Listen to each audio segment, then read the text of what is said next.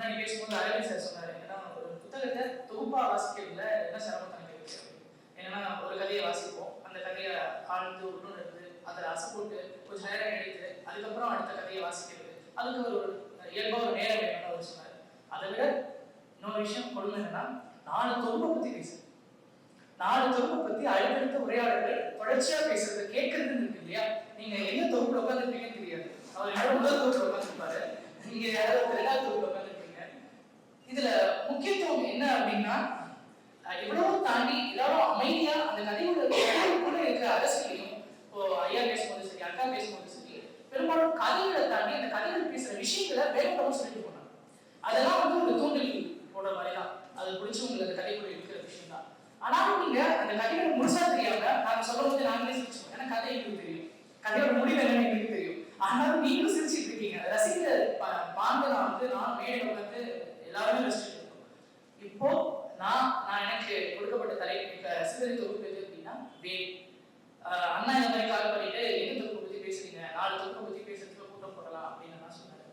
என்ன மாதிரி கூட்டம் அப்படின்னா, நூல் அறிமுக கூட்டமா போடலாம் அப்படின்னு.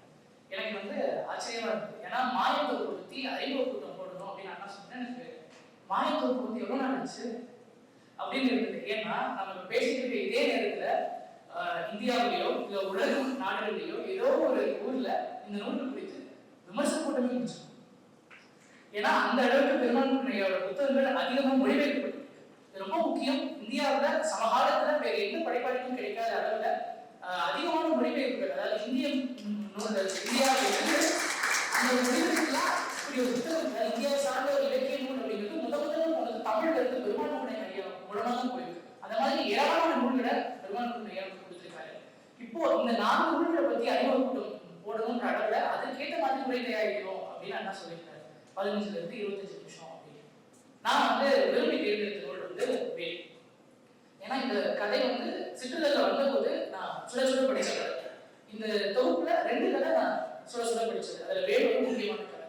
நான் வேல் பத்தி அந்த தலைப்பு கதையை முன்னாடி பேசும்போது நான் சுவாரஸ்யமா சொல்றேன். அதே மாதிரி முன்னாடி அரவிந்த் பேசும்போது சொன்ன விஷயம் தொகுப்பாக்கம் அப்படிங்கிற விஷயத்தை பத்தி பேசும்போது எனக்கு ஆர்வமா இருந்தது. ஏன்னா தொகுப்பாக்கம் அப்படிங்கிறது ஒரு முக்கியமான கதை.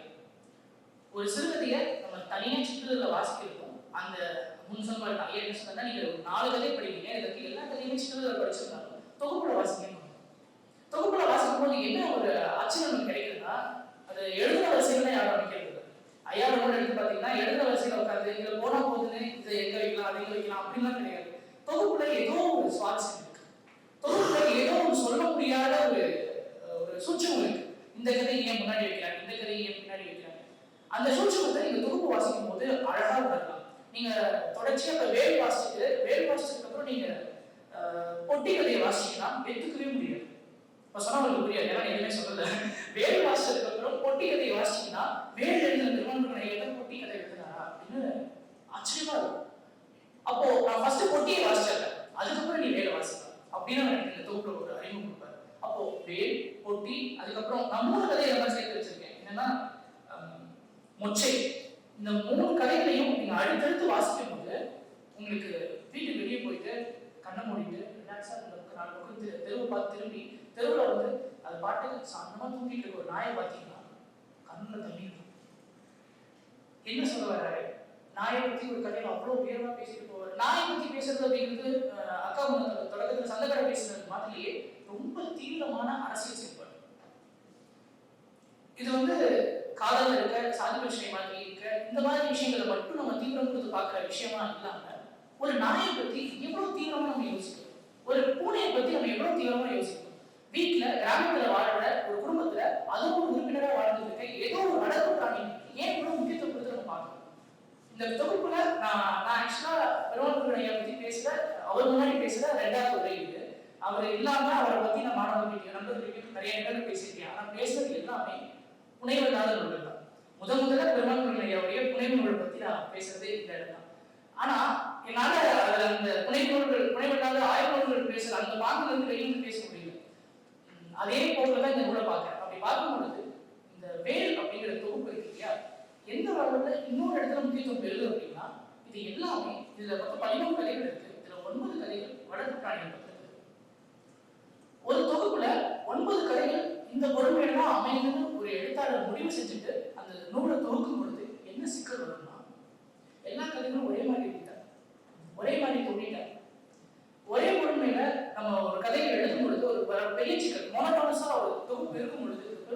என்னன்னா அந்த கதைகளுடைய ஒத்தத்தன்மையினால நம்ம வெவ்வேறு கதைகளை பிரிச்சு புரிஞ்சுக்கிறதுல ஒரு சிரமம் இருக்கும். ஆனா அவர் எழுத்தாளர் விரும்பி அதை செய்யலாம். எது எழுத்து இல்லையா? இல்ல, அவர் தொடக்க மாயத்தொகுப்பே பாத்தீங்கன்னா 11 பத்தின கதைகள் பெரும்பான்மையா அந்த தொகுப்புல இருக்கு. அவருடைய பீக்கதைகள் தொகுப்பு இருக்கு இல்லையா, இது எல்லா வாழ்க்கையும் நடந்த விஷயம். அதாவது அந்த பீக்கதைகள் தொகுப்புல வந்து எல்லா கதையும் இதை பொறுமையா வச்சிருக்கோம் அப்படின்னா மழங்கடிகளை வச்சுதான் எல்லா கதைகளிலும் அதுதான் ஒரு முக்கிய ஒரு ரோல் பிளே பண்ணும். எல்லாருமே கடந்து வந்திருப்போம். அதுல ஒரு கதை பஸ்ல போயிட்டு கதை பேர் எனக்கு கடைசி இருக்கைன்னு ஒரு கதை. பஸ்ல லாஸ்ட் சீட்ல உட்கார்ந்துருக்க ஒரு பையன், அவனுக்கு முடியல, தாக்கு பிடிக்க முடியல.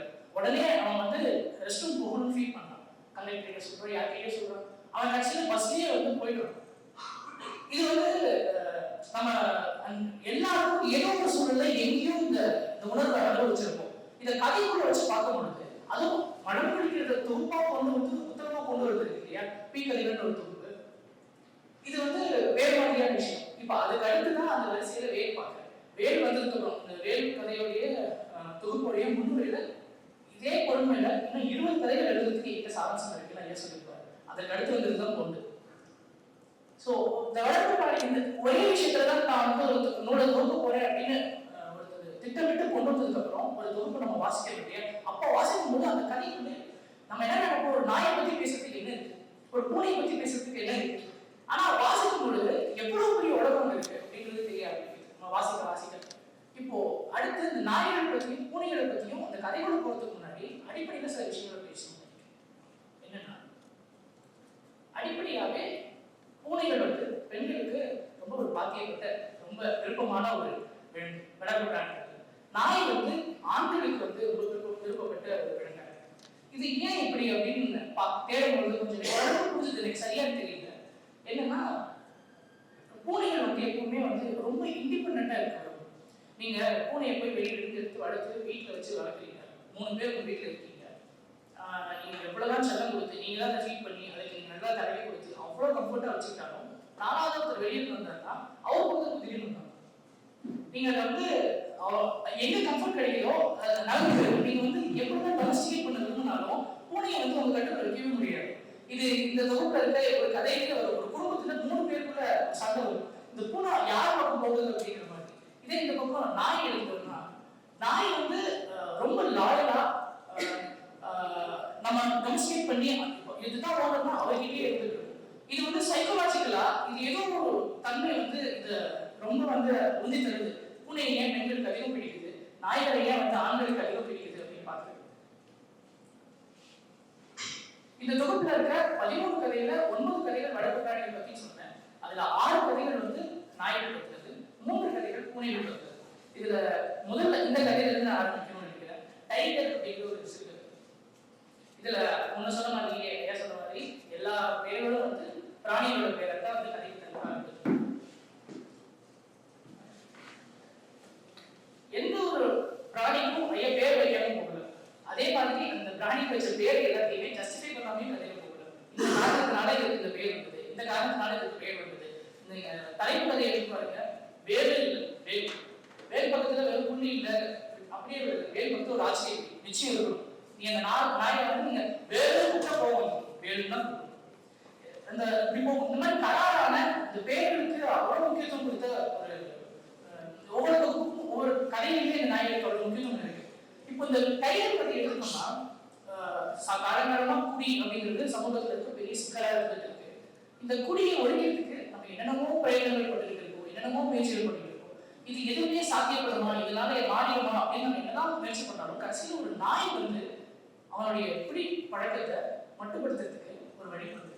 இந்த கதையை வந்து வாசிக்கும் பொழுது ஒரு நாயால பண்ண முடியுமா அப்படின்னு தொடக்கத்தில் இருக்கும். ஆனா ஜஸ்டிஃபை பண்றதுக்கு இவன் 3 நாளா சாப்பிடல, குடியிலேயே இருந்திருக்கான், வகையில இருந்திருக்கான். கடைக்கு போய் நாய்க்கு சாப்பாடு போடுவோம். இந்த நாய் நான் குடிச்சிட்டு கலந்து எடுக்கும் கூட யாருமே எனக்கு போடவே இல்லையா, சாப்பாடு போடலையான்னு சொல்லி பக்கத்துல இருக்கவங்க பக்கத்துல இருக்கிற அம்மாவை பார்த்து கேட்பான், யோசிப்பான். அப்புறம் பெருமாள் முருகனையோட எழுத்து நீங்க வாசிக்கும் போது தெரியும், அவரோட கதையிலேயே அவரோட படைப்புல அங்கங்க சமையல் குறிப்பு அதிகமாக வைப்பாங்க.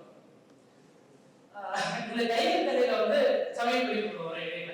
அவன் எப்படி சமைச்சிட்டு இருக்கான், இந்த பொருள் எல்லாம் என்ன பண்ணுவான், இந்த சமையல் அந்த பலம் இதெல்லாம் இந்த கதையில நான் ரசிச்சேன். வேற இந்த தொகுப்புல வேற எந்த கதையும் அதிகமா இல்லை, இந்த கதையில அந்த குறிப்பு வரும். இப்போ இந்த குடியை நிறுத்த போராடுறதுக்கு உண்மையிலே அவனுக்கு என்னன்னா ஒரு காரணம் தேவை. இவன் என்னவோ பண்றான், அவன் மனைவி விட்டு போயாச்சு, குழந்தைங்க விட்டு போயாச்சு, எல்லாத்தையும் அடிச்சு கலப்புறான். அவன் நினைத்து என்ன நினைச்சு தெரியல அந்த குடி போதையில். ஆனா கடைசியில் அந்த நாய் நொழு குடைச்சு அவன் அந்த டாஸ்மாக் வெளியே நிற்கும் பொழுது அவன் குடைச்சு கூப்பிடுது இல்லையா, அந்த ஊழல் எடுக்குது இல்லையா, அந்த ஊழல் அவன் என்னமோ போட்டு உழுக்குது. இது ஒரு காரணமா அவனுக்கு தெரியுது. இதன் மூலமா நம்ம மாறினாலும் அவனுக்கு ஏதோ ஒரு உந்துதல் கிடைக்குது. இதை அவன் மனைவியால செய்ய முடியல, அவனோட சொந்தக்காரங்களால செய்ய முடியல, நண்பர்களால செய்ய முடியல. ஆனா ஒரு நாயோட ஊழ சுத்தம் மாத்துது. அடுத்து கல்வி என்கிற பாப்ஸ் அப்படின்னு ஒரு கதை.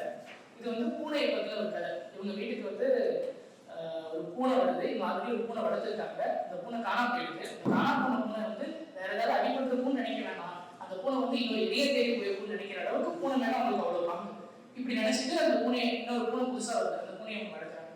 நம்ம சொன்னோம் இல்லையா, பூனை எப்பயுமே என்னதான் வளர்த்தாலும் கடைசியில என்ன பண்ணுன்னு தெரியாது, திடீர்னு அந்த கட்சிக்கு தாவி போயிடும். அதே மாதிரி அந்த இயல்பு இந்த கதையில இருக்கு. ரூடியார்ட் Kipling the cat that walked by himself அப்படின்னு ஒரு கதை எழுதியிருக்காரு. அது கதை சொல்ல முடியுமான்னு எனக்கு தெரியல. கிட்டத்தட்ட மனிதர்களால எப்படி பசுக்களை டொமஸ்டிகேட் பண்ண முடிஞ்சது, குதிரைகளை டொமஸ்டிகேட் பண்ண முடிஞ்சது, நாய்களை டொமஸ்டிகேட் பண்ண முடிஞ்சது, ஆனா பூனைகளை ஏன் பண்ண முடியல அப்படின்றது அந்த கதை. The cat that walked by himself அப்படின்னு கதை ரொம்ப அழகா இருக்கும். அந்த வீட்டுல அவங்க எல்லாத்தையும் இந்த மாதிரி டொமஸ்டிகேட் பண்ணி வளர்த்துட்டே இருப்பாங்க. இந்த பூனையை பண்ணாங்கன்னா அப்பெல்லாம் முடியாது. என் பக்கம் தான் அது அப்படியே தராங்க. இது இருக்கிறதுக்கு ஒரு சைஸ் மாடு அடங்கிடுச்சு, குதிரை அடங்கிடுச்சு, இந்த பூனை அடங்க முடியாது. இப்போ பூனைக்கு இவ்வளவு புதுசு அப்படின்னா அந்த வீட்டுல அந்த வேலைக்கு வச்சிருப்பாங்க. அந்த வீட்டுல எலி முடிச்சோன்னா சரி உனக்கு நான் சோல் பண்றேன், இதெல்லாம் பண்றீங்களா, நீ என் குடியே இருந்ததே அப்படின்னா மாட்டேன், நான் என் பக்கம் தான். இந்த கதையில அந்த பூனை நம்ம ஊர்ல எழுந்து போயிட்டு இருக்கோம். கொங்கு நாட்டுல இன்னொரு பெரிய பிரச்சனை என்ன அப்படின்னா முதல் கண்ணங்கள் அதிகம். இப்போ வளர்ந்து வர சூழல்ல இந்த டேர்ம் நான் கரெக்டா சொல்லலாமான்னு தெரியல. முதற்கண்ணுகள் அப்படின்ற டேர்ம் உங்களுக்கு புரியுதுன்னு நினைக்கிறேன். இது முதற்கண்ணின்னு சொல்றதுனால அந்த டேர்ம் நான் எதிர் தரப்புல வச்சு அப்படி சொல்றேன். முருகன் சார் வண்டிக்கும்பி பத்தி ஒரு 1.5 வருஷத்துக்கு முன்னாடி உயிர்மை ஒரு கட்டுரை எழுதியிருந்தார். அந்த கட்டுரையில இந்த விஷயத்தை ஒரு டெப்தா பாக்குறாரு. ஏன் கொங்கு நாட்டுல வயது முதிர்ந்த ஆண்கள் திருமணமாகாம இன்னும் நிறைய பேர் இருக்காங்க, பெண்கள் கிடைக்கிறதுல என்ன சிக்கல் இருக்கு அப்படின்னு பேசி போவார். அந்த கதையை அந்த கட்டுரையை ஒரு ஓரமா பிடிச்சிட்டு வந்தோம்னா இங்க இருக்க ஒரு அற்புதமான கதையை நீங்க வாசிக்கலாம். எனக்கு இந்த கதையை வாசிக்கும் பொழுது அவ்வளவு சந்தோஷமா இருந்தது. அவ்வளவு எழுது கடையிலையும் அவ்வளவு ஜாலியா பெரிய விஷயத்த சொன்னார். உண்மையிலேயே இலக்கியம் பண்றது பெரிய கஷ்டம்னா நீங்க ஒரு விஷயத்த சொல்ல விரும்புறீங்க, ஆனா அது அப்படியே ப்ரொபகேண்டாவோட இருக்கக்கூடாது, அதுக்கு அழகா ஃபிளேவரிங் பண்ணணும். அது ரொம்ப பெரிய சவால். இந்த கதை உச்சத்தை தொட்ட கதை நான் சொல்றேன். என்ன கதைன்னா குழு. ரொம்ப ரொம்ப ரொம்ப பிடிச்சது எனக்கு. 80களிலேயே 90களில் ஆர்வம் எழுதிய கதை. எனக்கு உரையாடல்கள் அக்கா கூட சொன்னாங்க, ஐயாவோட கதைகள்ல உரையாடல்கள் குறைவா இருக்கேன் இல்லையா. இந்த உரையாடல்கள்ல எந்த எழுத்தாளர் எனக்கு பிடிக்கும்னா ஆதவனை ரொம்ப பிடிக்கும். அவருடைய உரையாடல்களை வாசிக்க 2 கதாபாத்திரங்கள் பேசுறதை கேட்க அவ்வளவு சுவாரஸ்யமா இருக்கும். நம்ம பஸ்ல பின்னாடி ஒரு காதலர்கள் உட்கார்ந்துருக்காங்க, ஒட்டி கேட்டு வருது, ரகசியமா ஒட்டி கேட்டு வருது, எவ்வளவு சந்தோஷமா இருக்கு, என்ன கதை பேசுறாங்க. அந்த மாதிரி ஆதவனோட கதை நம்ம சட்டமேல என்ன விஷயம்ன்ற மாதிரி பேசிட்டு போகும். அவரோட ஒரு கதை தலைப்பு கூட ஞாபகம் இல்லை. அந்த பெண் சிரிக்கும் பொழுது அவர் கண்ணுக்குள்ள அழகா குளிக்கணும். ஓகேவா, இந்த வரலாறு சொல்லிட்டு இருக்காரு ஆதவனோட கதையில. அப்படியே 2 பேர் பேசிக்கிட்டே வராங்க. 2 பேர் ஒரு பார்க்ல உட்காந்து பேசிக்கிட்டே இருக்காங்க. உடனே இன்னொன்னு சொல்ல அவன் ஒண்ணு சொல்ல 2 பேருக்குள்ள சின்ன சண்டை வந்தது. இப்போ அந்த சண்டையை தீர்க்கிறதுக்கு ஒரு வழி அழகா போடுவார். அவனுக்காக மீண்டும் அவன் கண்ணத்தில் குடி வைத்தார் அப்படின்னு அவன் சிரிக்கும் போது கண்ணத்துல குடி விடும். இந்த சமாதானம் இப்படியாக போகுது அப்படிங்கிற மாதிரி அவரோட நிறைய அவ்வளவு அழகா இருக்கும். நான் பெருமகுருகன் ஐயாவோட கதையில நான் மறுபடியும் ஒரு ஆதரவு பார்த்த மாதிரி இருந்தது. இந்த ஒப்பீடு சரியா எனக்கு தெரியல, எனக்கு தெரிஞ்ச அளவு இந்த ஒப்பீடு சொல்றேன். இந்த குழு அப்படிங்கிற கதை இருக்கு. இந்த மாதிரி 35 வயசு ஆயிடுச்சு அவனுக்கு பொண்ணு கிடைக்கல. இப்போ ஒவ்வொரு வீடா ஒவ்வொரு ரொம்ப கணக்கிட்டு ஒரு பொண்ணு பாக்குறாங்க. அந்த ஒரே ஒரு பிரச்சனை, அந்த பொண்ணு எல்லாத்துக்கும் ஓகே சொல்லிடுச்சு. ஒரே ஒரு பிரச்சனை, அந்த பொண்ணு கூட குழுன்னு ஒரு நாய், அது நாயாவே அவனுக்கு தெரியும். என் கூட குழுன்னு ஒன்று வரும், அதுக்கு ஓகேவா அப்படின்னு அந்த பொண்ணு கேட்க. அதான் ஒரே கண்டிஷன். அவன் அது நாயா பொண்ணையானே தெரியல, பொண்ணு கிடைச்சிருச்சு, பொண்ணு அழகா இருக்கு, நம்மளே ஏற்றுக்கிட்ட அந்த பொண்ணு அப்படின்னு சொல்லி சரிமா அப்படின்னு ஓகே அக்செப்ட் பண்ணிடுவோம். இவங்க அம்மா உடனே போவோம், நீங்க உடனே ஒத்துக்கிட்ட பிகு பண்ணுடா அப்படின்னா. ஏமா எனக்கே 35 வயசு ஆச்சுமா, எனக்கு பொண்ணு கிடைக்கல, இதுக்கப்புறம் நான் இது பண்ணி என்ன பண்றது? இந்த குள்ளு யாரும் கூட தெரியாது. இவன் யார் அப்படின்னா இதுதான் குள்ளுவான்னு அவன் கேட்பான். இவன் தான் குள்ளுன்னு அவன் சொல்லுவான். ரெண்டு வித்தியாசம் இருக்கு இல்லையா? இதுதான் குள்ளு, இவன் தான் குள்ளு. அந்த பொண்ணு இவன் சொல்ற கட்சி, அவன் வந்து இதுதான் சொல்ற கட்சி. இந்த ரெண்டு கட்சிக்கும் கல்யாணம் நடக்குது. கல்யாணம் நடக்கிறதுக்கு முன்னாடி வீடு தருவாங்க இல்லையா? இது ஒரு பெரிய ஒரு சவால். இவங்க என்ன பண்றாங்கன்னா, நாய்க்கு வசதியான வீடா நாய்த்தனமா ஒவ்வொரு ஏரியாவும் தேடுறாங்க. நாய்க்கு இந்த இடத்துல உட்காந்தா இது வந்து இந்த ஜன்னல் ரொம்ப கீழே இருக்கு, நாய் வெளியே போயிடுச்சு என்ன பண்றது? இங்க இந்த குள்ளுக்கு ஒத்து வராது, இந்த பெட்ரூம் சின்னதா இருக்கு, குள்ளுக்கு பத்தாது. இவ்வளவோ பொண்ணு சொல்லுது. எங்க ஏதாவது சொன்னா இந்த திருமணம் நின்று போயிருமோன்ற வயதுல பொறுமையா அவங்க வந்துட்டு இந்த பொண்ணுக்காகவே சேர்த்து கொடுத்து இந்த வீடு தேடி போயிட்டு இருக்காங்க. அப்புறம் வீடும் பார்த்தாச்சு, அவங்க அம்மாவுடைய பிரச்சனைகள்லாம் தாண்டி திருமணமும் நடந்துச்சு. அப்போ முதல் இன்னைக்கு வராங்க, பார்த்தா குள்ளுவோட உள்ள வச்சுட்டு நீங்க வெளிப்படுத்துறீங்களா அப்படின்னு கேட்டுச்சு. இவன் என்ன பண்ணான்னா கிங் சைஸ் பெட் வாங்கினா பெருசா இருக்கும், ஒத்து வராது, அதனால குயின் சைஸ் வாங்கலாம்னு வாங்கியிருக்கான். நான் ஆசைப்பட்டேன், யாராவது பெருந்த பெண் வந்தாங்கன்னா பாயை வச்சுக்கலாம் அப்படின்னு நினைச்சிருக்கான். அந்த பாயை எடுத்து போய் பக்கத்துல படுத்தான். அவனால ஏற்றுக்க முடியல. சரி ஒரு நாள் அவன் பொண்ணு என்ன சொல்றான்னா, குள்ளு புது வீடு இல்லையா, பயந்துக்கும், குள்ளுக்கு பழக்கப்படுத்திட்டு நம்ம பார்த்துக்கலாம். சரி ஓகேமா அப்படின்னு போய் படுத்தோம். ரெண்டாவது நாள் அதே மாதிரி படுத்தான், மூணாவது நாள் அதே மாதிரி படுத்தான். ஆஃபீஸ்ல அவன் ஃப்ரெண்டு கிட்ட சொல்ல முடியல. அவன் என்ன பண்றான்னா, யாராவது கல்யாணம் ஆயிடுச்சு சந்தோஷமா அப்படின்னா கடந்து போறான். அவன் கிட்ட சொன்னா இவன் வெளியே சொல்லிடுவானு அந்த பயம் வேற. இவனால அதை ஏற்றுக்க முடியல. அப்புறமா 11வது நாள் இவனுக்கு வாய்ப்பு கிடைக்குது, இவன் உள்ள வரலாம் அப்படின்னு அனுமதி கிடைக்குது. அப்புறம் நடுராத்திரியில பார்த்தா குள்ளு பக்கத்துல படுத்துருச்சு. என்னடா இருக்கு அப்படின்னு நினைக்குது. அப்புறம் 12வது நாள் அப்படியே 4 நிமிஷமா கடந்து போகுது. பார்த்தா குள்ளு வந்து ஒரு நாள் தூக்கத்துல இருந்து விழிச்சு பார்த்தா அந்த பெண்ணுடைய அடி வயிற்றுல தலை வச்சு படுத்து தூங்கிட்டு இருக்கு. என்ன தைரியம் வந்து அவனை ஏற்றுக்க முடியல. உடனே என்ன பண்றான்னா, அமைதியா குள்ளு கையில அடங்கிட்டு போயிட்டு ஹாலில் போய் கட்டி போட்டுட்டு வரவே கூடாது அப்படின்னு சொல்லிட்டு செயின் போட்டு மாட்டி வந்துடும். அடுத்த நாள் வரல. அடுத்த நாள் பார்த்தா மறுபடியும் அடி வயிற்றுல இருக்கு. இவனால ஏற்றுக்க முடியல. குள்ளு யாரு? குள்ளு நாய் தானா? புரியல. அவன் ஃப்ரெண்ட்ஸ் கிட்ட சொன்னா இது வேற மாதிரி கலாய்ப்பாங்களே, இது எப்படி இந்த கலந்து போடுது, அதனால ஏற்றுக்க முடியல. அவனோட மச்சன் அதாவது இந்த திருமணம் வைபவமே இருக்குல்ல, பயங்கரமா இருக்கும். என்ன நடக்கும்னா, அந்த பெண்ணை திருமணம் கட்டி கொடுத்தா அந்த பெண்ணிடர்கள் என்ன சொல்லுவாங்கன்னா, குள்ளு பத்திரமா பார்த்துப்பீங்க, பொண்ணை பத்தி ஒரு வார்த்தைக்கு இல்லை, குள்ளுக்கு ஜுரம் இருந்துச்சுன்னா பார்த்துக்கோங்க, பத்திரமா வச்சுக்கோங்க, குள்ளுக்கு கண்ணில் தண்ணி கண்களே கூடாது, பத்திரமா பார்த்துக்கோங்க. இவ்வளவு எல்லாருக்கும் குள்ளு குள்ளு குள்ளுன்றாங்க. மச்சனை ஒருத்தர் தான் பார்க்குறான் அப்படின்னு. அவன் ஒருத்தருக்கு மட்டும்தான் இவன் வழி முடியுது. அதே மாதிரி கதையோட எழுதி பகுதியில் மச்சனை கொடுத்துருவான். வந்தோடனே இப்பனால என்ன பண்றதுன்னு தெரியல, எங்க பார்த்தாலும் குள்ளு குள்ளு இல்லாத வாழ்க்கையே இல்லை. குள்ளு ஒருத்தனால்தான் தனக்கு கல்யாணம் ஆச்சுன்னே நம்பிட்டு இருக்கான். குள்ளு போயிடுச்சுன்னா குள்ளுக்கு ஏதாவது ஆயிடுச்சா நம்மளுக்கு போய் போகணும் ஒரு பயம் இருக்கு. கடைசி கதையோட இறுதி பகுதியில் மச்சனை இருப்பான். வந்தோடனே ஒரு 2 நாள் தங்கிட்டு ஊருக்கு போகலான்னு மச்சனை வந்து பஸ் ஏற்ற போகும்பொழுது பீர் சாப்பிடலாமா அப்படின்னு கேட்போம். சரி சாப்பிடலாம் அப்படின்னா போய் உட்காந்தோடனே மச்சனை கிட்ட ஒரே வார்த்தை தான் கேட்பான், அதோட கதை முடியும். குள்ளுக்கு ஆப்ரேஷன் பண்ணிட்டீங்கல்ல,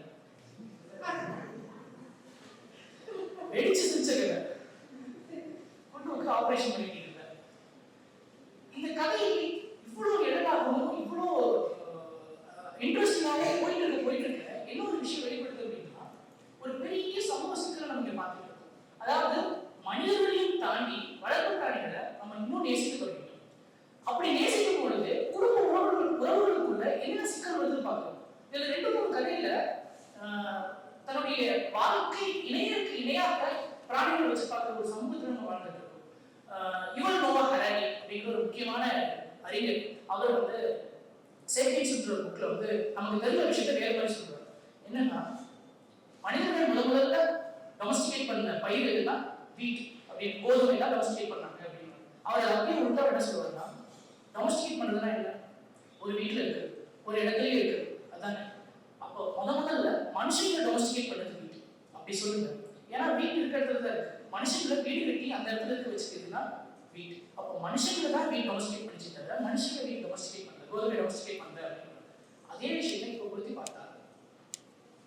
முதல்ல வேட்டை சமூகத்துல இருந்து வாழ்ந்து ஒரு குடும்ப அமைப்போட வாழ தொடங்கினதுக்கு அப்புறமா நம்மளுடைய உடைமைகள் பாதுகாக்கிறதுக்காக நாய்களை காவலுக்காகவும் நாய்களை வந்து நம்மளுடைய சேவத்துக்காகவும் வச்சுருக்க சமூகத்துல இருந்த நம்ம இப்போ நகரத்துல இருக்க வீடுகளை பார்க்கும் பொழுது வித்தியாசமா இருக்கு.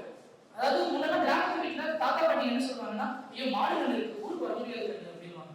இப்போ நாய் இருக்கு, நாயை விட்டு உங்களால வர முடியாது. இப்போ நாய் என்ன பண்ணுதுன்னா, எங்க வீட்டுல இருக்க பிராணிகள் என்ன பண்ணுதுன்னா, மனிதர்களை டொமஸ்டிகேட் பண்ணிடுச்சு. மனிதர்கள் அதை வீட்டை விட்டு போகக்கூடிய ஒரு சுதந்திரத்தை வந்து கைக்குள்ள வச்சிருச்சு. இது வந்து ஒரு பெரிய விஷயம். நம்ம எதிர்கொண்டு இருக்க ஒரு முக்கியமான மாற்றம். இந்த கதை என்னன்னா வந்து அழகாகவும் எளிதாகவும் போயிட்டு இருக்க வேண்டியதுல ஒரு பெரிய விஷயத்த நம்ம பேசிக்கிட்டே இருக்கு. இதுல வர இந்த தொகுப்புல ஒவ்வொரு கதையும் இதே மாதிரி அரசியல் நம்ம என்ன சொல்லிக்கிட்டே இருக்கு. இன்னும் பெரிய முக்கியமான விஷயம் நம்மளுக்கு அச்சுறுத்தல் என்ன அப்படின்னா, தெருவில் இருக்க நாய்களை நம்ம என்னவா பார்க்குறோம், ஸ்ட்ரெயின் ஆக்ஷன் எப்படி பண்ணுறது, கையாளுறது. சமீபத்தில் ஒரு சில மாதங்களுக்கு முன்னாடி கூட நீங்க நாங்கள் ஒரு பெரிய டிபேட்டாக போச்சு. அதுக்கு முந்தைய வந்து எழுத கதைகள் தொகுப்புல இருக்கு. இந்த இப்ப என்ன நினைக்கிறாங்கன்னா, ஒரு ஸ்ட்ரீட் அதுக்கு சோறு போட்டா அன்னை தெரசாமி அடுத்த வெளியுமாவே நாங்கள் பார்த்துருக்காங்க. போடுறது என்னமோ 5 ரூபா பிஸ்கெட் பாக்கெட் தான், இல்லைன்னா பழைய சோறு தான். இதை நான் தவறுன்னு சொல்லல. ஆனா என்ன நடக்குதுன்னா, அதன் விளைவாக நீ நாயின் பெருக்கம் அதிகமாகுது இல்லையா, இந்த பெருக்கத்தினால் ஏற்படுற சிக்கல் இருக்கு இல்லையா, இதுக்கு யார் குரல் கொடுக்குறது? வேறு கதை, தலைப்பு கதை இருக்கு இல்லையா, இந்த கதையை எடுத்துனா கிட்டத்தட்ட ஆட்டோ ஃபிக்ஷன் நான் நினைக்கிறேன். எனக்கு தெரியல என்ன வகையில் வருது. ஐயா கேட்க பேசினதான் ஆட்டோ ஃபிக்ஷன் மாதிரி நான் உணர்றேன். அது வந்து கதாபாத்திரங்களோட கட்டமைப்பெல்லாம் பார்க்கும்போது ரிட்டையர் ஆன ஒரு ப்ரொஃபஸர், அவர் ரிட்டையர்மெண்ட் ஃபங்க்ஷன்ல அவருடைய மருமகன்களால அவருக்கு வந்து ஒரு நாய்க்குட்டி அன்பு பரிசா தரப்படுது. ஒரு நாய்க்குட்டியோட முழு வாழ்க்கையை ரிட்டையர்மெண்ட்க்கு அப்புறமா அவர் கண்ணுல பார்த்தாரு. அந்த நாய்க்குட்டி கொஞ்சம் கொஞ்சமா வளர்ந்து வருது. அதோடைய வாலிப பருவம் எப்படி இருக்கும்? நான் இதுக்கு முன்னாடி பார்த்தது ஒரு நாய்க்குட்டியோட வாலிப பருவம் எத்தனை வருஷத்துக்கு நீடிக்கும், இதை வச்சு கதையை நான் பார்த்தது படிச்சது இல்லை. அப்போ அந்த இதோட வாலிப பருவம் சீக்கிரமா முடிஞ்சிருச்சு. அப்போ அதோடைய கடைசி நாட்கள் எப்படி இருக்கு? இவ்வளவு ஒட்டுமொத்தமா இந்த தலைப்புக்கு முன்ன ஐயா வச்சிருந்த வேற ஒரு எழுதான் நினைச்சாரு. வேறு எழுதுனதுக்கு அப்புறம் தான் இந்த தொகுப்புக்கு வேறு தலைப்பு வேறு முடிவானது. அந்த அளவுக்கு அந்த ஒரு வயதானவரும் அந்த நாய்க்கும் இருக்கிற அந்த அன்னோனியம் வந்து அந்த கதையில அவ்வளவு அழகாக பேசப்பட்டிருக்கும். அந்த கதையை வாசிச்சுட்டு அப்படியே இந்த கதையோட இறுதியில் அந்த நாய் இறந்து போயிடும். இறந்து போனதுக்கு அப்புறமா அந்த நாயை விட்டுட்டு மறுபடியும் அவர் இயல்பு வாழ்க்கைக்கு எப்படி திரும்புறாரு அப்படிங்கிற மாதிரி கதை போகும். இந்த கதையை வாசிச்சுட்டு அதுக்கு முன்னாடி வந்து நீங்க பொட்டி அப்படிங்கிற கதையை வாசிச்சீங்கன்னா வேற எது திசை இருக்கும். என்னன்னா, அதே மாதிரி ஒரு வயதானவர் நாமக்கல் ரயில்வே ஸ்டேஷன் வந்து இருக்கிறார். எனக்கு நாமக்கல் ரயில்வே ஸ்டேஷன் இருக்கான்னு தெரியாது. ஐயா சொன்னதுக்கு அப்புறம் தான் அந்த கதையை பார்த்து தான் தெரிஞ்சு. நாமக்கல் ரயில்வே ஸ்டேஷன்ல வந்து இறங்குறாரு. இறங்குறதுக்கு அப்புறமா ஒரு அர்த்தராத்திரி நேரம், இந்த நேரத்தில் பஸ் வசதி கிடையாது. அவர் மகளுக்கும் அடைய முடியாது. அந்த நேரத்துல என்ன பண்ணுறதுன்னு தெரியல. அவர் நடந்து போயிடலாம், வீட்டுக்கு போயிடலாம் மாதிரி திட்டமிடுறாரு. ஆனா நடந்து போற வழியில அத்தனை நாய்கள் இருக்கு. அந்த பெரியவரால அந்த நாய்களை எதிர்கொண்டு வீட்டுக்கு போக முடியல. இதுதான் அந்த கதையோட கரு. அந்த எப்படி எதிர்கொள்ள போறாரு, போனதுக்கு அப்புறம் நாய்கள் கடிச்ச நாய்கள் இருந்து திரும்பி ரயில்வே ஸ்டேஷன்லயே வந்து அடுத்த பஸ் வர வரைக்கும் காத்திருந்து போகலாம் அப்படிங்கிறது தான். முன்னாடி வேறு கதையில அவ்வளவு அமூலியமா நாய்க்கும் அவருக்கு உண்டான உறவு பேச வருது. இந்த கதையோட கடைசி வரையும் தெரியுமா, அந்த பொட்டியோட கதை, அந்த ரயில்வே ஸ்டேஷன்ல காத்திருந்த இந்த தாத்தா என்ன சொல்லுவாருன்னா, எச்சக்கடை தேவையா நாய் இருக்கடி உனக்கு அப்படின்னு இருக்க முடியும். இந்த நாயை நம்ம இந்த சமூகத்துல என்னவா பார்க்கிறோம்? நமக்கு ஒரு பக்கம் அன்பு பொழியிற, அன்பை எதிர்பார்க்கிற, நம்ம வீட்டிலேயே நம்ம பிராணிகள் நம்ம கூட இருக்கிற ஒரு உறவா இருக்கிற அதே சமயத்துல பொது சமூகத்துல நாய்கள் என்னவா இருக்கு, அதை நம்ம எப்படி கையாள போறோம் அப்படிங்கிற ஒரு மிகப்பெரிய கேள்வி. இதை நான் எழுதினா ஒரு நான் ஃபிக்ஷன்ல ஒரு 100 கட்டம் கூட எழுதலாம். ஆனா ஃபிக்ஷன்ல இந்த கதை என்ன பண்ணுச்சுன்னா போட்டு உழுக்குது. இந்த பெரியவர் என்ன பண்ணுவார், எப்படி இதை கடந்து போவார்? இதை இந்த தொகுப்பு எனக்கு உண்மையாலுமே பல இடங்களில் நிகழ்த்தது. மொச்ச அப்படிங்கிற ஒரு கதை. இந்த மொச்ச கதை இதை பத்தின எந்த மையத்தில் இருக்கு அப்படின்னா, நாய்க்கு வெதிர் எடுக்கிறதுன்னு பண்ணுவாங்க. வெதிர் எடுக்கிறதுனா அதோட விதையை எடுத்து நாயை வந்து, அதாவது பெண் நாய் பின்னாடி போகக்கூடாது அப்படிங்கிறதுக்காக வெதிர் எடுப்பாங்க. இதுதான் இந்த கதையோட முடியும். ஓகேவா? இந்த மொச்ச கதை வந்து எப்படி ஆரம்பிக்குன்னா, ஒரு தாத்தா இறந்து போயிடுறாரு. அந்த சிறுவன் குமராசு, இந்த குமராசு அப்படிங்கிற கதாபாத்திரம் ஐயாவோட கதைகள்ல பெரும்பாலும் அதிகமாக வர ஒரு பேர். இந்த டிஸ்கஷன் வைக்கும்போது தயவு செஞ்சு ஏன் சார் கேள்வி வைங்க. இந்த பெயருக்கு ஏன் இவ்வளவு முக்கியத்துவம்? இதுல தொடர்ச்சியாக 3 கதைகள் கூட அதே பேர் தொடர்ச்சியாக. இந்த சிறுவன் வந்து பாக்குறா, அந்த தாத்தா தான் வந்து இவங்க வீட்டுல வளர்த்த மொச்ச நாய்க்கு எதிர் எடுத்திருப்பாரு. அவனால அதை ஏற்றுக்கவே முடியல. இந்த நாய் ஏன் இவங்க இவ்வளவு துன்புறுத்தணும்? ஏன்னா நம்ம மனிதர்களோட பாலியல் சுதந்திரம் பத்தி பேசுறதுதான் ஒரு பக்கம் இருக்கு. நாயோட பாலியல் சுதந்திரம் பத்தி யார் பேசுறது? இந்த கதை பேசும் நாயோட பாலியல் சுதந்திரத்தை பத்தி. இந்த சின்ன பையன் கேட்பான், என்ன கேட்பான்னா, கையில் ஒரு பிளேடு கிடைத்து விட்டால் யார் குடுக்கில் வேண்டுமானாலும் கை வைப்பாரா? அது நான் குடுக்கில் என்றாலும் இவருக்கு என்ன அறிவு? இவருக்கு என்ன அறிவு இருக்காது? இந்த தொகுப்பு இந்த கதை என்ன பேசுனா முந்தைய கதையில அது பிரச்சனையா இருக்கு. இந்த கதையில இதோட பார்வையில பார்க்க முடியுது. நாய் குடுக்கல வைக்கிறது இவருக்கு என்ன அறிவு? இந்த மறுபடியும் இந்த கதையில பேசிக்கிட்டே போய் கடைசியில அந்த தாத்தா யாருன்னு பார்த்தா அந்த தாத்தாவே பெண்கள் விஷயத்துல தவறான ஒரு அவர் இறந்துட்டாருங்கிற அந்த வீட்டுல இருக்க பெண்மணிகள் நல்ல வேலை என் வீட்டுக்கு எத்தனையோ தடவை வந்தாரு எதுவும் நடக்கல அப்படின்னு பேசிட்டு இருப்பாங்க. இப்ப என்ன மாதிரி யார் இருக்குது? இந்த கதை என்ன பண்ணுதுன்னா அந்த கூட ஒழுகுது. இப்போ நாய் இந்த ஸ்டேட் ஆஃப் விஷயம் விவாதமான போது எல்லா நாய்க்கும் இன்ஜெக்ஷன் போட்டு சரி பண்ணிடலாம், இதுக்கப்புறம் மறுபடியும் நாய்கள் பெருக்கம் இல்லாம பாத்துக்கலாம் அப்படின்ற ஒரு விவாதம் ஒரு பக்கம் போயிட்டு இருக்கும்போது இது யார் பேசுறது? நாய்கள் பக்கம் இருக்கு, அதோட காலையில் சொல்றது பத்தி யார் பேசுறது? இந்த சிறுகதை கேட்டோம். அப்புறம் க்ளூஸ் அப்படின்னு ஒரு கதை. இந்த க்ளூஸ் அப்படிங்கிறது இந்த தொகுப்புல இருக்க 3 பூனைகள் இருக்குன்னு சொன்னேன். 2 பூனைகள்ல நாய்க்கு க்ளூஸ் பேரு.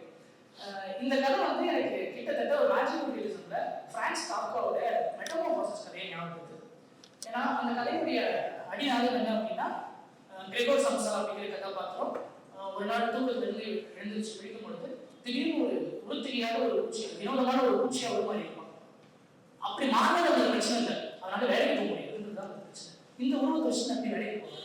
அவங்க வீட்டில் இருக்கவங்க எதிர்பார்ப்பாங்க, இப்படி கண்டமா இருக்கேடா வேலைக்கு போய் பணக்காசை பார்க்கலாம்ல, மேனேஜர் கால் பண்ணுவாங்க, ஆஃபீஸ்ல இருந்து கால் பண்ணுவாங்க, அவனை தேடி ஆஃபீஸ்ல இருந்து ஆள் அனுப்பிச்சு விடுவாங்க. இவன் ஒரு பூச்சியா மாறினது யாருக்குமே பிரச்சனை கிடையாது. அவன் அவனோட அன்றாட வேலையில பார்க்க முடியுது, அதுதான் வந்து பிரச்சனையா இருந்தது. அது ரொம்ப முக்கியமான ஒரு கதை. இப்ப அப்படியே ஐயா எழுதின க்ளூஸ் அந்த கதையில வந்தோம்னா இந்த கதையில இருக்க பூனை பேசும். அந்த கதையில இருக்க மைய கதாபாத்திரத்தோட அந்த பூனை உரையாடல் நடத்திக்கிட்டே இருக்கும். அவனுக்கு என்ன பிரச்சனைனா தினமும் வேலைக்கு போவான், வேலையில அவனை போட்டு மாட்டி வளர்க்குவாங்க. அவன் யார்கிட்ட சொல்றது என்ன பண்றதுன்னே தெரியாது. இவன் என்ன பண்ணுவான்னா இங்க இருக்க சக நண்பர்கள்கிட்ட பேசுறதுக்கும் வாய்ப்பு இல்லை. ஏன்னா அவனுமே அவனை புரிஞ்சு எடுத்துட்டு இருப்பான். அப்போ ஒரு நாள் சோகத்துல இருக்கும் பொழுதுதான் அந்த பூனை பேசுறது எனக்கு காது கேட்குது. இந்த பூனை இப்ப என்ன பண்ண ஆரம்பிச்சிட்டாங்க அப்படின்னாவே வேலையில என்னெல்லாம் பிரச்சனை இருக்கோ அந்த மேனேஜர் இருக்கானே அந்த நாய் என்ன பண்ண தெரியுமா அப்படின்னு இந்த பூனை கிட்ட தன்னுடைய குழந்தைகளை ஒவ்வொரு நாளா சொல்லிக்கிட்டே இருப்பான். கதையோட இறுதியில் இந்த பூனை என்ன ஆகும்னா கடைசி நாள் என்ன ஆகும்னா மேனேஜர் இன்னைக்கு எந்த ஒரு விஷயமே நடந்திருக்காது, எந்த பிரச்சனையும் இருந்திருக்காது, சந்தோஷமா இருந்திருப்பான், ரொம்ப சந்தோஷமா இருந்திருப்பான். பூனை வந்தோடனே என்ன கேட்கும், அப்ப இன்னைக்கு என்னாச்சு அப்படின்னு கேட்கும். பூனை அவ்வளவு ஆழமா எதிர்பார்த்துருக்கும், தினமும் அவங்க ஏதாவது சொல்லியிருக்கான், இன்னைக்கு ஒன்றும் நடக்கல நல்லா இருந்துச்சு அப்படின்னு. அட பதறே கதையை சொல்லு பதறே அப்படின்னு கேட்கும். இது கிட்டத்தட்ட ஒரு மிருகங்கள் மனிதர்கள் மாறான இடம். மனிதர்களுக்கு ஒரு விஷயத்த என்னோட துன்பத்தை கேட்டு கேட்டு கேட்டு கேட்டு கேட்டு பழகி போயிடுது. இது அவன் தன்னோட வாழ்க்கையில அதுதான் எதிர்பார்க்கிறான். சகமந்திட்ட இருக்கு நான் எப்படி இருக்கேன், நல்லா இருக்கேன், நல்லா இருக்கான், நல்லா இருக்கான். அப்போ இவரோட தொகுப்பு மூலமா மனிதர்கள் சில இடங்கள்ல மிருகமானது மட்டும் காட்டல, மிருகங்கள் எப்படி சில இடங்கள்ல மனிதராகிட்டு இருக்கு அப்படிங்கிறதையும் பேசுறாரு. அந்த கதை அந்த வகையில இந்த கதை ஒரு முக்கியமான கதை அப்படின்னு நான் பாக்குறேன். அப்புறம் மணி அப்படின்னு ஒரு கதை. இது நாய் பத்தின கதை. இந்த மணி கதையோட முக்கியமான இடம் எதுன்னு நான் பாக்குறேன்னா இதனால குறியீட்டு தன்மையில ஒரு விஷயத்தை புரிஞ்சுக்க முடியுது. இவங்க ஒரு 2 நாய் வளர்க்குறாங்க, ஒரு 2 மாடு வளர்க்குறாங்க. இந்த 2 மாடுக்கும் மூக்கணாங்கயிறு கட்டுறது தான் அந்த கதையோட ஒரு முக்கியமான இடமா இருக்கும். அந்த மூக்கணாங்கயிறு கட்டுற சமயத்துல அவங்க வளர்க்குற மணிங்கிற நாய் அந்த மாடுகளை எந்த அளவுக்கு தொல்லை பண்ணுது இவங்களால நினைச்சிட்டு இருப்பாங்க ஒரு கட்டத்துல. அதாவது மூக்கணாங்கயிறு கட்ட குலைக்கும், மாடை நோண்டிட்டு இருக்கும். மூக்கணாங்கயிறு கட்டுற வைபவம் இந்த கதையில பார்க்கும்போது தான் இவ்வளவு விஷயம் இருக்காங்க அப்படின்றது எனக்கு தெரிஞ்சது. அதே மாதிரி இந்த வெகு எடுக்கிறது இது எல்லாமே ஃபோக் டேட்டா. அதாவது திருவள்ளூர் நையா ஒரு பக்கம் அடைப்பாளியா வச்சு பார்க்கும்போது இன்னொரு பக்கம் ஒரு ஃபோட்டோலிஸ்டாகவும் இல்ல அவருக்கு களத்துல இருந்து கிடைச்ச அந்த விஷயங்கள் அனுபவங்கள் எல்லாத்தையும் எப்படி கதைக்குள்ள அழகா கொண்டு வந்து சேர்க்கிறாரு, சர்வ் பண்றாரு, டேபிள்ல அழகா அந்த ரெசிபி கொண்டு வந்து வைக்கிறாரு. இவ்வளவு செய்தி கொண்டாங்க அதை அப்படியே வழிக்காக கொண்டு கதைக்குள்ள வச்சு ஒரு வேற விஷயத்தை கொடுக்காரு. அந்த இடம் அந்த மாதிரி நிறைய கதைகள் நடக்கும். அந்த அப்படி நடந்த ஒரு கதையில முக்கியமான கதை மணிங்கிறது.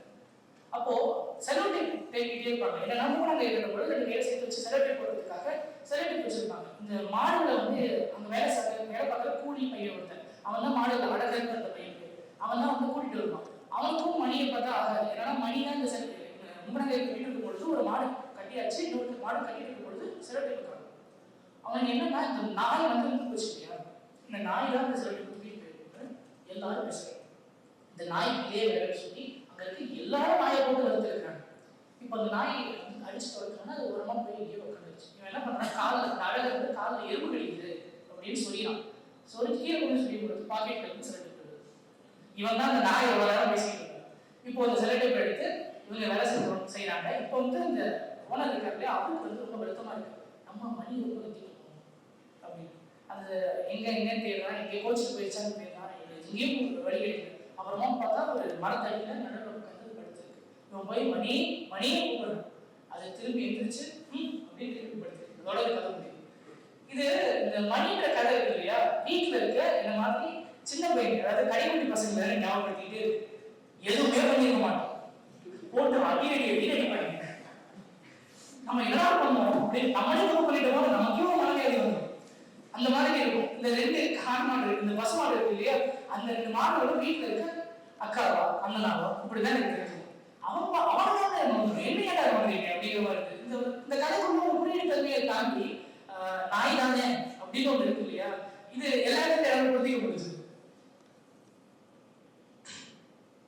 அந்த வகையில பெருமாள் முருகன் ஐயாவுடைய இந்த தொகுப்புல இதை தாண்டி 4 கதைகள் இருக்கு. அந்த கதைகளை விட எனக்கு இந்த 9 கதைகளை பற்றி பேசுறது தான் அதிக சுவாரஸ்யமாகவும் அதிக மகிழ்ச்சியாகவும் இருந்தது. காரணம் என்னன்னா, நம்ம நாட்டின் குறித்து சமகால சமூகத்துல என்னென்ன புரிதல்கள் இருக்கும், பூனைகள் குறித்து என்னென்ன புரிதல் இருக்கும் அப்படிங்கிறத இவர் ஐயா வந்து கட்டுரை நூல் எழுதியிருந்தாருன்னா இந்த அளவுக்கு எனக்கு ஆழமா தெரிஞ்சிருக்குமான்னு எனக்கு தெரியல. ஆனா அந்த கதைகள் மூடாக, அந்த கதாபாத்திரங்களின் மூடாக நம்ம அழைச்சி கொண்டு போய் காட்டின விதம் வந்து அழப்பெரியது. அந்த வகையில இந்த தொகுப்பு வந்து எனக்கு ரொம்ப மனதில் நெருக்கமான தொகுப்பு. இதை பத்தி பேசுறதுக்கு நான் ரொம்ப சந்தோஷம் பண்றேன். ஒரு வார்த்தையும் பேசுறதுக்கு இந்த நிகழ்வை ஏற்படுத்தி கொடுத்த பிரகாஷ் நாவுக்கும் கிருத்திகளோட சொல்லி அயோத்திதாசர் மாணவர்களுக்கும் நன்றி.